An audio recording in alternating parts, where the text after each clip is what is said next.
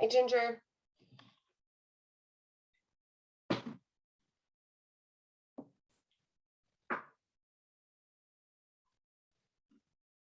Okay. I'm going to wait just a few minutes, see if anyone jumps on. I'm so sorry about the beeping.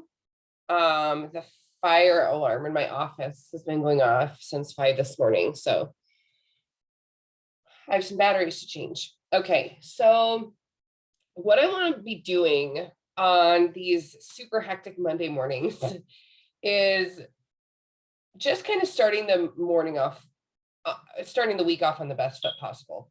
I know for me, if I'm tuning into myself first thing in the morning, I'm going to have the most productive day I possibly can. If I wait until noon to do any personal development or check in with my people or bother to do anything, I'm not going to be in the right headspace. Like that's half of my day. I've already wasted it.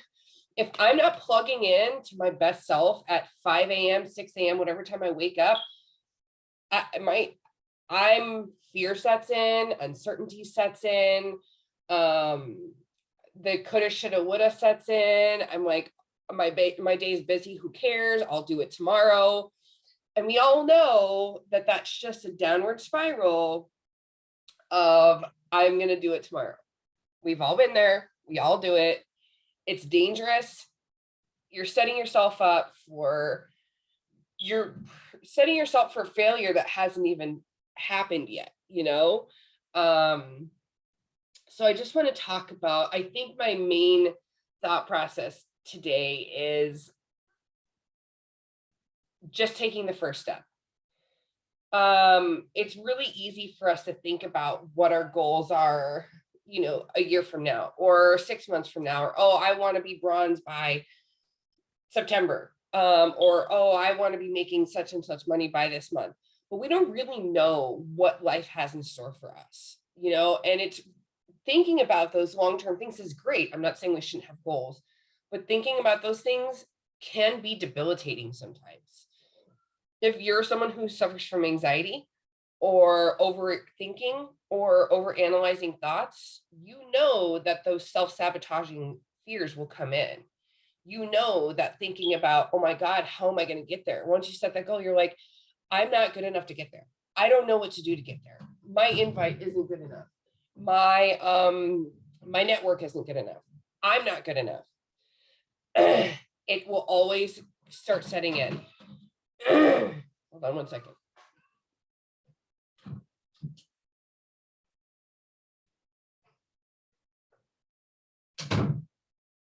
So let's talk about if we're too concerned about if we can't see what's in front of us. I was listening to a motivational speech about this story, and it was about this dude on a horse and something about a tortoise. I don't know. I was captivated by the purpose of it. I don't know. So the dude on the horse is like, I can't see in front of me. And his tortoise friend is like, well, can you see just right? Like, can you see a foot in front of you? Dude's like, yeah, I can definitely see a foot in front of me. So he says, okay, we'll take the first step. And I was like, oh my God, duh. Just take the first step. That's all you have to do is take the first step.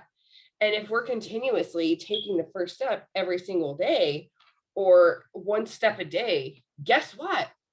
Before we know it, we're going to be at that place that we thought that we couldn't see. Even if we take a couple steps backward, we're going to get farther than if we're paralyzed by our thoughts, paralyzed by the action. So if I can say anything today is just take the first step. And whatever that looks like for you, you want to read my magazine? Can you sit down? Read my magazine. Whatever that step looks like for you, do that. It doesn't matter what I'm doing. It doesn't matter what Ginger's doing. It doesn't matter what Nikki's doing. Do the step that's for you. If you are ready to rock and roll in your business, and that one step is sending one invite, make sure you do that today. And 9 times out of 10, what happens when we send our first invite? We send more because we're inspired, right? We always end up sending more than one. My goal this entire year, 2022, my goal is to send one invite a day, no matter what. Even if it's a, hey, Nikki, have you ever heard of Q Sciences? It could be a cold message. It could be someone who just happened to watch a reel of mine. I'm going to send one invite per day, no matter what. But what happens each time? I send more than one because I'm like, oh gosh, that felt good. Okay, I'm going to send another one. So just take the step. And if we're talking about something, if you're not ready for business, if you took off the holidays and you're like, I'm just not quite there yet, what's that one step for you? Do your workout, eat a nourishing meal, set some intentions for the new moon. That's right now.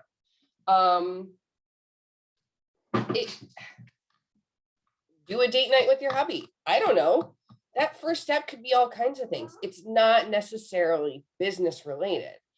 But since we are in the business space right now, that's what I'm going to refer to. So my encouragement today is take the first step, and whatever that is. And if you don't know what the first step needs to be, then talk to someone. Talk to me. Talk to your upline. Talk to your sideline. Talk to freaking Francesca Fields. Because you know what? She's available. She never goes more than 24 hours without responding to me, ever.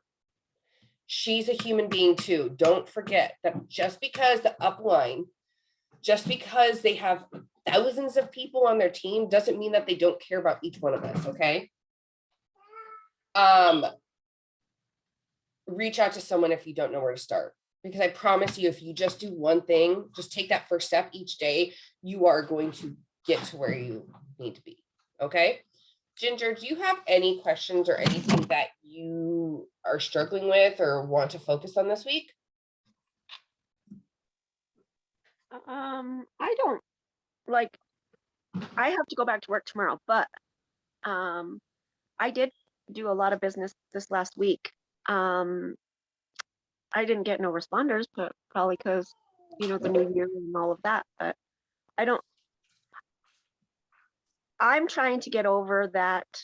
I guess, I know that it doesn't matter whether they say no or not, you know what I'm saying? But I guess that fear after the no, you know what I'm saying? Because I I come back with, with the $200 Rise Chat challenge, you know what I'm saying?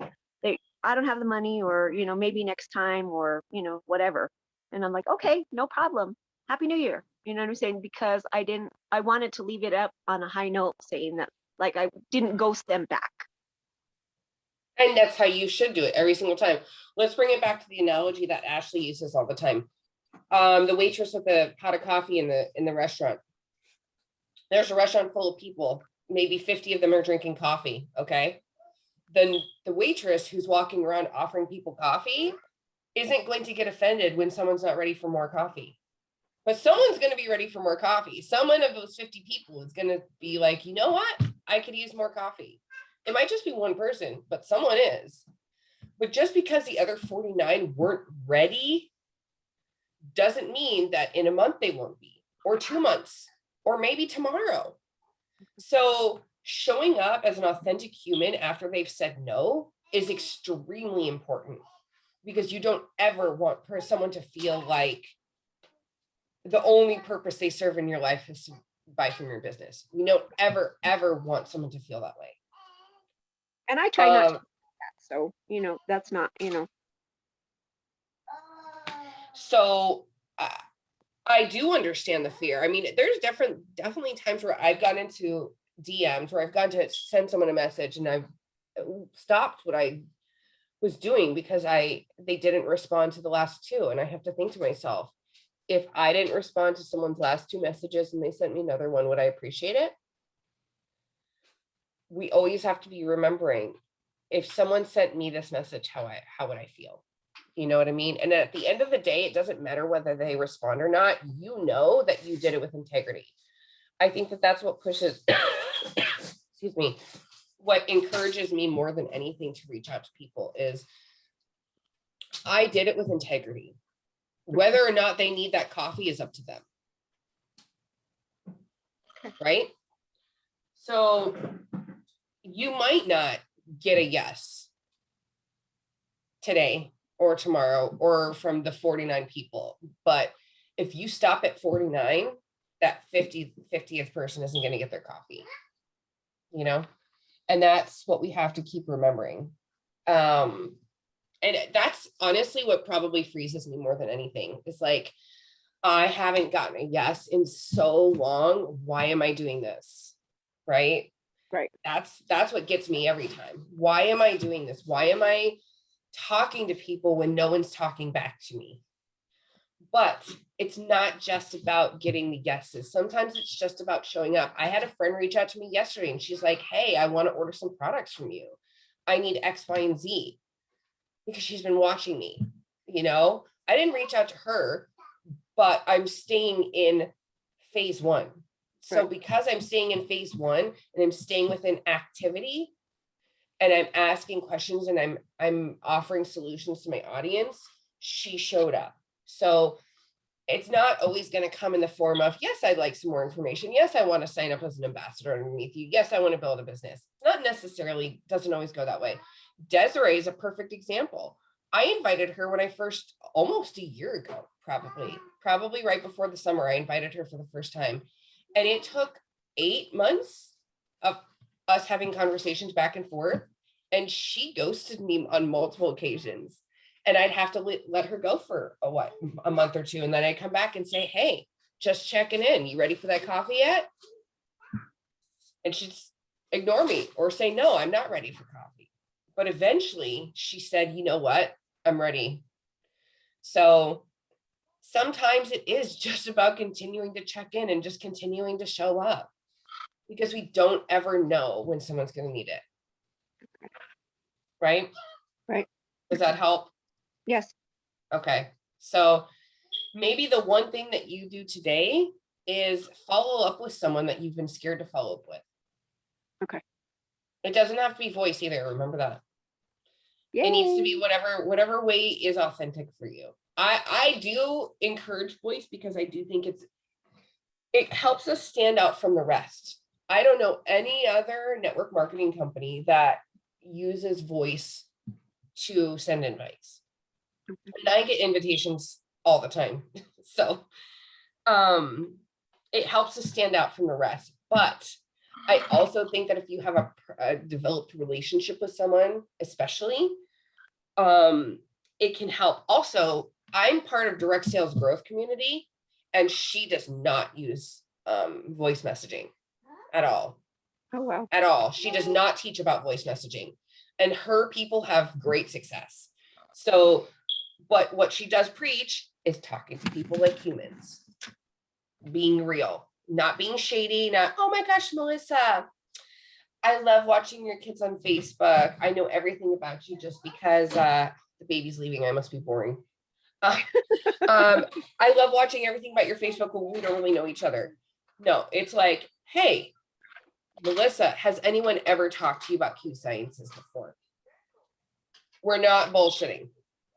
So talk to people in real, don't bullshit, don't sugarcoat it, don't give them the glass of wine before the Netflix and chill, like just don't do it. And it doesn't have to be in voice. It's really, I think at the end of the day, it's what makes you feel the most comfortable. And if you're not confident doing voice, what's going to happen? You're going to get paralyzed. You're going to be paralyzed by the thought. So let's go out there and do that one thing today. Yeah. Okay. I will. Okay, perfect. Later. I'm sure I'll talk to you later. All right. Bye. Bye.